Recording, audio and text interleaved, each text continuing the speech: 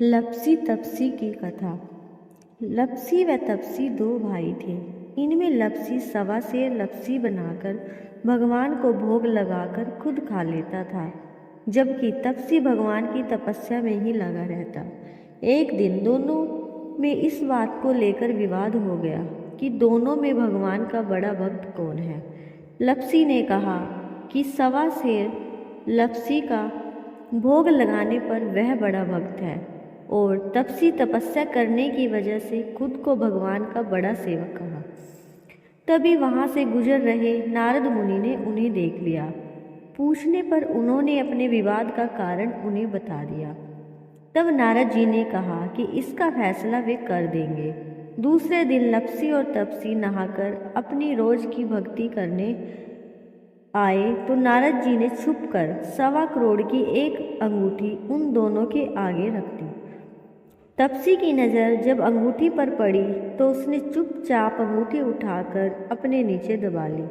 लपसी की नज़र अंगूठी पर पड़ी, लेकिन उसने ध्यान नहीं दिया। भगवान को भोग लगाकर लपसी खाने लगा। नारद जी सामने आए तो दोनों ने पूछा कि कौन बड़ा, तो नारद जी ने तपसी से खड़ा होने को कहा। वो खड़ा हुआ तो उसके नीचे दबी अंगूठी दिखाई पड़ी। नारद जी ने तपसी से कहा, तपस्या करने के बाद भी तुम्हारी चोरी करने की आदत नहीं हुई, इसलिए लपसी बड़ा है और तुम्हें तुम्हारी तपस्या का कोई फल भी नहीं मिलेगा। तपसी शर्मिंदा होकर माफ़ी मांगने लगा। उसने नारद जी से पूछा, मुझे मेरी तपस्या का फल कैसे मिलेगा? नारद जी ने कहा, यदि कोई गाय और कुत्ते की रोटी नहीं बनाएगा तो फल तुझे मिलेगा। यदि कोई ब्राह्मण को भोजन करवाकर दक्षिणा नहीं देगा तो फल तुझे मिलेगा।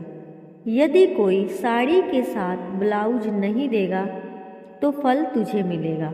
यदि कोई दिए से दिया जलाएगा तो फल तुझे मिलेगा। यदि कोई सारी कहानी सुने लेकिन तुम्हारी कहानी नहीं सुने तो फल तुझे मिलेगा।